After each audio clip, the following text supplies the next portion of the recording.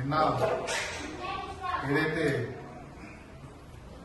కేటీఆర్ గారు నిన్న కొడంగల్ సమస్య నగచర్ల గ్రామం గురించి ఏదైతే నిన్న కార్యకర్త సమావేశం పెట్టి ఆయన అవాకులు చవాకులు మాట్లాడినరో దాన్ని తీవ్రంగా ఖండిస్తున్నాం.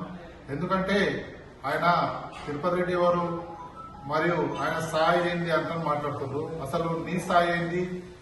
ఆయన తిరుపతి రెడ్డి గారు 16 సంవత్సరాల నుంచి కొడంగల్ ప్రాంతానికి సేవ చేస్తూ ఆర్నిసలు మా కష్టాల సుఖాల్లో, మా ప్రజల కష్టాల సుఖాల్లో ఆయన శ్రమ ఓడించి ఆయన పని చేస్తున్నారు. కాబట్టి ఆయన కొడంగల్కి తిరుపతన్నకు ఆ బంధం ఎప్పటికీ ఉన్నది. మీరు ఆ విధంగా ఇష్టం వచ్చినట్లు మాట్లాడితే మీకు ఎక్కడెక్కడ తిరగనీయకుండా మేము అడ్డుకుంటామని తెలియజేస్తున్నాం. ఎందుకంటే ఇష్టం వచ్చినట్ల మీ నోటికి అదుపు ఏం లేకుండా మాట్లాడుతున్నారు. ఎందుకంటే మీరు డ్రగ్స్ మైకంలో కానీ తాయిన మైకంలో మాట్లాడుతున్నట్ల ఇష్టం ఏదో ఒక మన లేబర్ భాష మాట్లాడినట్లు మీరు మాట్లాడుతున్నారు.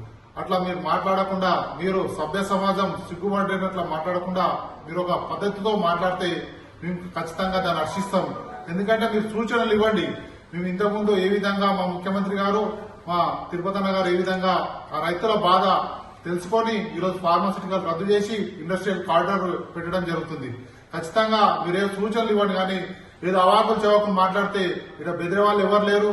ఖచ్చితంగా మీ నాయకులని మిమ్మల్ని కూడా హెచ్చరిస్తూ ఆ భాష మీరు కంట్రోల్ చేసుకోవాల్సిందిగా కోరుతున్నాం. కంట్రోల్ చేయని వేళలో మేము ఎక్కడెక్కడ మిమ్మల్ని తిరగనీయకుండా మేము తీవ్రంగా అడ్డుకుంటామని తెలియజేస్తూ మళ్ళొకసారి రిపీట్ అవుతే మీకు బాగుండదంటని తీవ్రంగా హెచ్చరిస్తూ ఈ సభాముఖంగా తెలియజేస్తున్నాం.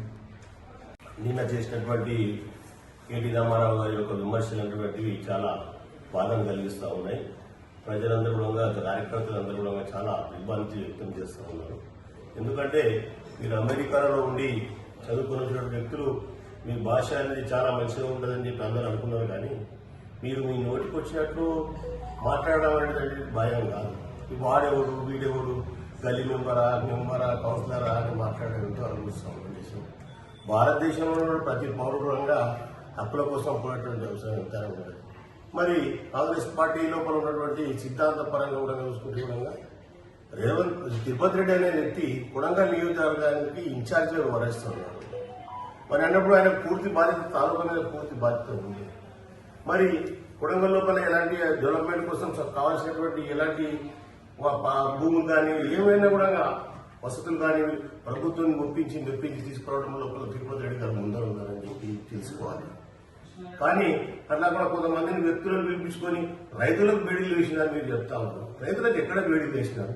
వాళ్ళు రైతుల ఒక ఐఏఎస్ అధికారి మీద దౌర్జన్యంగా మీద పడి వాళ్ళు కుట్టడానికి, వాళ్ళు చంపడానికి ప్రయత్నించినట్లు రైతులు అవ్వాలి.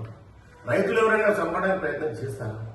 కాకపోతే చట్టం ఉంది, తన పని తన చేసుకుంటూ పోతుంది.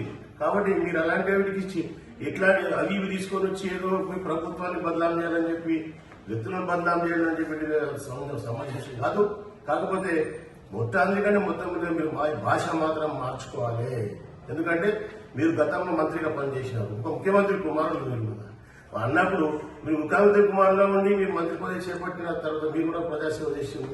మరి వారు రేవంత్ రెడ్డి గారు, వారు తిరుపతి రెడ్డి గారు అంటే రేవంత్ రెడ్డి గారి అన్నా స్వయాన. కాబట్టి మరి వాళ్ళు చేయడం లోపల, ఈ ప్రాంతాన్ని ఆదుకోవడం లోపల ఏం సంశయం ఉందో మాకు అర్థం కావడం లేదు. కాకపోతే మీరు ఇట్లాంటి భాష వాడి ఇట్లాంటి పద్ధతిగా కొంతమందిని పిలిపించుకొని వాళ్ళ ముందర ఇష్టం రెచ్చగొట్టే తత్వం అనేది మీరు మర్చిపోవాలి. ఎందుకంటే గతంలో ఎమ్మెల్యే గారిని అరెస్ట్ చేయడం కూడా రెచ్చగొట్టినందుకే ఫోటోలు, తర్వాత ఫోన్ విజువల్స్ అవి ఉన్నందుకే వారిని అరెస్ట్ చేయడం జరిగింది. మరి వారు అనుభవిస్తూనే ఉన్నారు. మరి మీరు కూడా ఇలా రెచ్చగొచ్చే తత్వం అనుకొని ఎట్లాగైతే మీకు 10 సంవత్సరాలు మీ ప్రభుత్వం అధికారం ఇచ్చినారు ప్రజలు, మరి మాకు కూడా వీళ్ళు కూడా కాంగ్రెస్ ప్రభుత్వానికి ఇచ్చి 1 సంవత్సరం అవుతుంది. మరి వీళ్ళు కూడా వీళ్ళ టెక్నికల్ గా వీళ్ళు కూడా ఎంత చేయాలో అంత అభివృద్ధి చేసుకోవడానికి ప్రయత్నం చేస్తున్నప్పుడు ఇలాగ ఆటంకం చేయడం అనేటువంటి పద్ధతి కాదని మేము తెలియజేస్తూ హెచ్చరిస్తా ఉన్నాం.